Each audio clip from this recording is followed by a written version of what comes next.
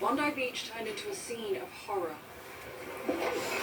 Shortly after 6:40 p.m. local time, New South Wales police received reports that shots had been fired. The attack targeted Jewish people attending the Hanukkah event. This nearly 11-minute video is the earliest footage we have of the attack. We don't know how long it had been going on at this point. One gunman shoots to the left, and another gunman gets onto the bridge. The bridge where the father and son positioned themselves is around 70 meters away from where the Hanukkah event was taking place on the beach, near a children's playground. Just 16 seconds after we see both attackers on the bridge, a police car with sirens blaring drives past. We see the older gunman leave the bridge and move towards the Hanukkah event.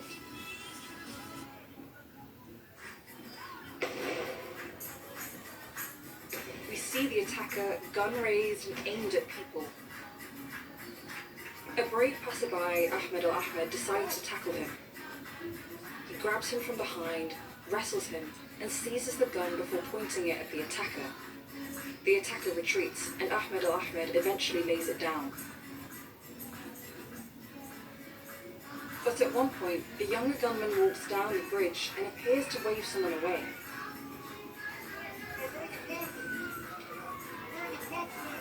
Throughout the attack, the younger gunman continues shooting. The older gunman picks up another gun left on the bridge and repositions himself at the top of the stairs. We also see what appears to be a police officer taking cover behind a car. Just over 4 minutes after the video begins, it's clear someone is shooting at the gunman. There's a puff of dust and they duck. 20 seconds later, the older gunman is shot and collapses to the ground. The gun battle ensues between the police and the younger gunman. 75 seconds later, the second attacker is shot. Yeah, they got it! This drone footage also captures two victims lying still on the pavement next to a silver car. Bystanders approach the fallen gunman, and only then, around 20 seconds later, do the police arrive at the bridge. We've counted more than 100 gunshots in the nearly 11-minute video. Now, questions will be asked about what more could have been done to stop this attack. Merlin Thomas, BBC News. Well, as we've been hearing, 15 people are confirmed dead after the shootings, including 2 rabbis, a Holocaust survivor, and a 10-year-old girl. Here's Lucy May. In a time of Jewish mourning, they say, may their memory be a blessing. So people came to honour those memories, including the parents of 10-year-old Matilda, murdered just for being Jewish. With a wide smile, Matilda, at the Hanukkah party, on the Festival of Lights, her teacher said she brought light to everyone around her, her little sister with her, when the 10-year-old was shot dead. 2 rabbis were murdered. Rabbi Eli Schlanger, born in London, a father of 5 with a 2-month-old son.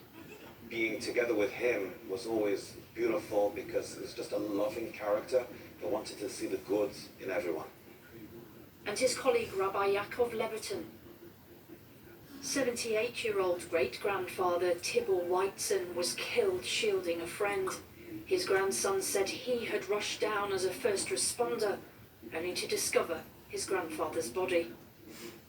A talented French footballer also among the victims. Dan Al-Qaim's teammate said he always had a smiling face.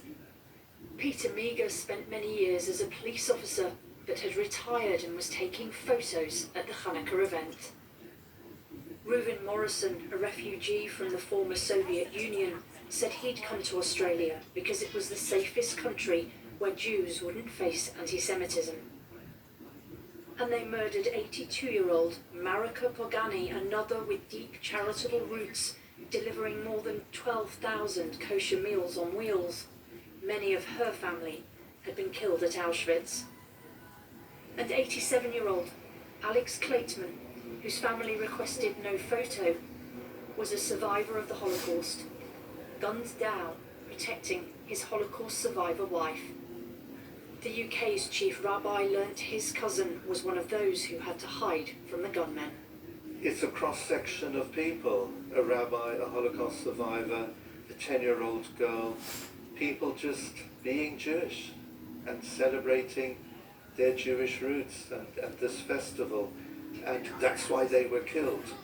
So let's call it out for what it actually is. Is the Jewish community scared? The Jewish community is nervous, the Jewish community is strong, the Jewish community is worried, but we're tenacious. At Manchester's Heaton Park Synagogue, they feel the pain of Bondi. The wife of Melvin Kravitz, one of the two men killed in the Yom Kippur attack here, lit the Hanukkah candles. In Westminster's Parliament Square, the nephew of Rabbi Schlanger, killed on Sunday, lit the menorah. As the candles burned, so did the anger of what the Jewish community is facing. I feel unsafe. I'm frightened. It's not the country I grew up in. No government is doing anything. Right? We don't feel protected anywhere. Don't feel safe in London, and it's just getting worse by the minute. And it is global intifada is happening. The story of Hanukkah is one where the Jewish people overcame the hatred they faced. Lucy Manning, BBC News. Let's return to Katie, who's live in Sydney. Katie, a picture is building up now of the two perpetrators. Tell us more about the investigation, but also the suggestion that the police response is being looked into as well. Well, certainly, people here, I spoke to the Jewish community who were coming out and putting flowers out in memory of those who died. Pretty much everybody I spoke to was obviously incredibly sad, but also angry, saying that this was a shock, but it shouldn't come as any surprise, that the community didn't feel protected. And so, of course, there's pressure on the government to answer those concerns about whether something like this could have been prevented.